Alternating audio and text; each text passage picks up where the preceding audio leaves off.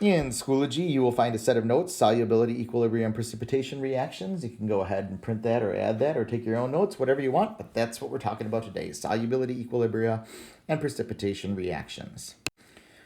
So just as a reminder for us, when we're talking about solutions, we are talking about homogeneous mixtures where the solute is dispersed uniformly throughout the solvent. So one idea that's going to come in useful to us as we talk about here is the idea of levels of saturation in a solution. So one type of solution is where we call it the saturated solution. In a saturated solution, the solvent holds as much of the solute as it possibly can at that temperature. The dissolved solute is in dynamic equilibrium with the solid solute particles. So we have particles of solid or of ions turning back into solid. We have particles within the solid turning back into dissolved particles out in the thing at the same rate. Okay, so it is an equilibrium situation. All right, if we have it saturated, that means that, again, no more will dissolve at that particular temperature. We reach the maximum solubility.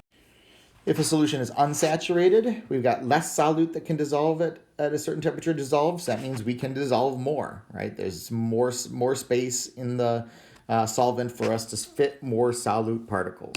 And the third type of solution that we talk about is a supersaturated solution. In a supersaturated solution, you actually can exceed the solubility.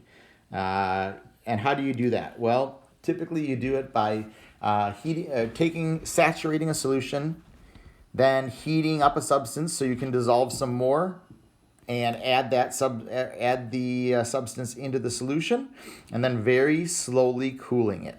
And if you very slowly cool it and don't disrupt it at any point, sometimes you can keep those solvent particles dissolved in the solvent particles. However, it's super unstable. You can induce crystallization or get that extra dissolved solute out of solution very quickly by adding a seed crystal or scratching the side of the beaker, or sometimes even just shaking it a little bit will cause that to happen. And so you'll end up with a solution that was supersaturated, and very quickly it will become all the extra that has been dissolved will crystallize out, and you end up with a saturated solution with a whole bunch of excess sitting in the bottom down here. So that idea of saturation is important when we talk about solution equilibria, because equilibrium solution is defined as one that is saturated, right? So consider the equilibrium that exists in a saturated solution of barium sulfate in water. There's the appropriate equation. We can go ahead and we can write an equilibrium constant for this then, if it's a saturated solution, using our standard equilibrium constant things. But this time we're going to give it a special name. We're going to call it KSP, the solubility product. So the solubility product, as always, products over reactants. So the concentration of the barium ion times the concentration of the dissolved sulfate ion over the reactants. And in this case, our reactant, again, since we're talking about dissolving a solid, we know that pure solids and pure liquids do not appear in an equilibrium expression, and so we don't include that. So it turns out that our solubility product is just multiplying the concentrations of the ions that come out of the dissolving process. All right, so then what can we do with that solubility product? Well, we can do things like converting between solubility and KSP, determining how much will dissolve at a particular temperature, etc. So thinking about solubility versus KSP, we think of solubility as the mass of solute that is dissolved in 1 liter or 100 milliliters in solution, or molarity per liter for a saturated solution. Okay, many factors can change our solubility. Factors we've talked about before, things like temperature, pressure, etc. Those kinds of things can change it. KSP, however, is a unitless measure to measure the relative ability to dissolve. So this is how much will dissolve, and this is how good of a dissolver is it.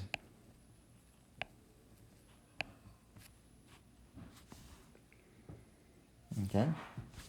All right, so in terms of KSP, if something has a small KSP, it's not very soluble. If it has a large KSP, it's very soluble. And just like any other equilibrium constant, KSP only changes with temperature. So quantitatively, some things we can do is we can calculate KSP from solubility data. How do we do that? We write a balanced chemical equation, rewrite the KSP expression. We use the equilibrium concentrations of solid as well as mole-mole ratios to determine the equilibrium concentration of the ions, and we go ahead and plug that into our KSP expression. Let's go ahead and do an example.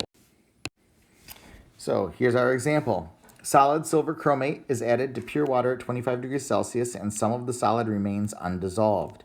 Okay, so what information do we have out of that? If some remains undissolved, that means that this is a saturated solution. The mixture is stirred and equilibrium is achieved between the undissolved AgCrO4 and the solution. Analysis of the solution that shows that its silver ion concentration is 1.3 times 10 to the negative fourth molar. Assuming that Ag2CrO4 dissociates completely in water and that there are no other important equilibria involving Ag plus or CrO4 2- ions in solution, calculate the KSP for this compound. So the very first thing we want to do is we want to go ahead and write the equation for this. So we are dissolving silver chromate into water, and that's going to give us 2 silver ions plus the chromate ion. Next thing we'll do is we'll write the KSP expression. So I'll do that down here on the bottom. So KSP in this particular case is going to be the concentration of the Ag plus ion squared times the CrO4 ion. All right, so now we've got to go ahead and we've got to figure out what the equilibrium concentrations are here. So we've got a reaction, right? We've got some initial amount, which we don't know what that is, and these are going to be 0 for each of those. We need to change an equilibrium concentration. So we know it told us that the silver ion concentration at equilibrium is 1.3 times 10 to the negative fourth molar. If we think about our changing in this particular case, this is going to give us plus 2x, and this is plus x, right? And then this is minus x, right? So if that's the case, then we know that this concentration has to be twice the concentration of the CrO4. So we'll go ahead and we'll put that in. Divide our 1.3 times 10 to the negative fourth by 2. And that gives me 6.5 times 10 to the negative fifth molar. Okay. All right, good. So now we have our equilibrium concentrations. We don't care what this one is. And so this can go here. That can go there. And so we end up with 1.3 times 10 to the negative fourth squared times 6.5 times 10 to the negative fifth into my handy dandy calculator, and I get an answer of 1.1 times 10 to the negative 12th.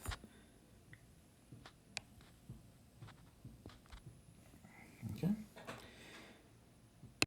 And that's all there is to that. We can also obviously go in reverse direction. We can go from calculating solubility from KSP. Same deal. We're going to have a KSP, write the balanced chemical equation, set up that KSP expression, go ahead and set up the ice table, assuming that the initial concentration of the ions is 0, putting in the changes, and completing the equilibrium values using variables. Right?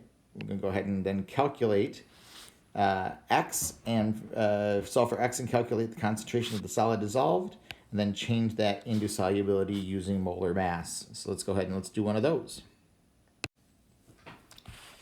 All right, so we've got KSP for CaF2 is 3.9 times 10 to the negative 11th at 25 degrees Celsius, assuming CaF2 dissociates completely upon dissolving and that there are no other important equilibria affecting the solubility. Calculate the solubility of CaF2 in grams per liter. All right, so let's go ahead and let's start off by writing our equation. So CaF2 goes to Ca plus 2 plus 2F minus. That gives me a KSP expression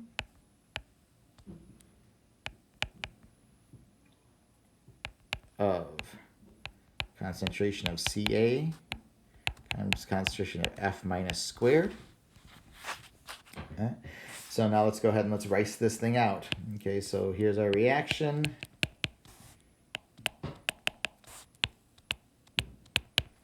Okay. We don't know what the initial amount of this is. Okay. We do know the Ca plus 2 and the F minus are assumed to be 0. In terms of the stoichiometry, we know that this is going to be plus x and this is going to be plus 2x. So in terms of equilibrium, once again, we'll have x and 2x to put into our equation up there. So we've got KSP equals x times 2x squared, which equals 3.9 times 10 to the negative 11th from the problem. All right, so working that out then, we get 4x cubed equals 3.9 times 10 to the negative 11th. And I'm going to go ahead and solve that out for x, which gives me 2.1 times 10 to the negative 4th molar, okay? Which equals, from our stoichiometry, the concentration of the Ca plus 2, and also from the stoichiometry, we know that that's also going to equal the concentration of the CaF2 that was dissolved. So then the last thing that I need to do is change that molarity into a solubility.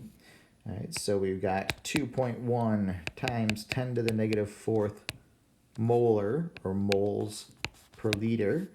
And using the molar mass, I can change it into a grams per liter calculation like they're asking for. So 1 mole CaF2 equals 78.1 grams of CaF2. Moles cancel. I'm left with grams of CaF. And so we're going to go, if we go ahead and we do that calculation, we get 1.6 times 10 to the negative second grams per liter as a solubility.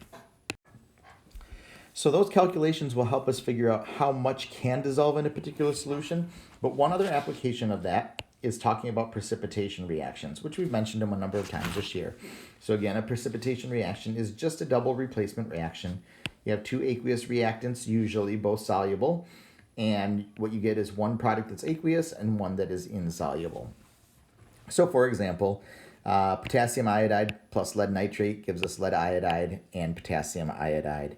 And so when this redoes, you start off with two aqueous solutions, you get a precipitate, potassium iodide, and another solution that's still dissolved in the solution, or another substance that's still dissolved in the solution. And so as a result, you get a precipitate that's driving this particular double replacement reaction.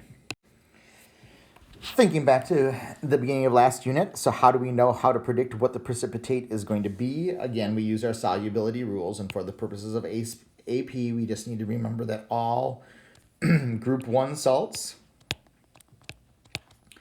along with ammonium and nitrate salts, are soluble. Anything else we can assume is insoluble, or by using the information they give us, we can figure out that it's insoluble. All right, so given a certain amount of solution and a certain amount that's being dissolved in a particular solution, how do we know if a precipitate will actually form when we put different amounts of things together? Well, if we have a particular situation, we can always use our equilibrium constant and compare Q to K. All right, so if Q equals KSP, the system is at equilibrium and the solution is saturated, so no more will dissolve. Okay, so we're all good. Anything more that's added to that will fall out of solution. If Q is less than KSP, more solid can dissolve until Q equals KSP. So that means we would be less than dissolved, so this would be unsaturated.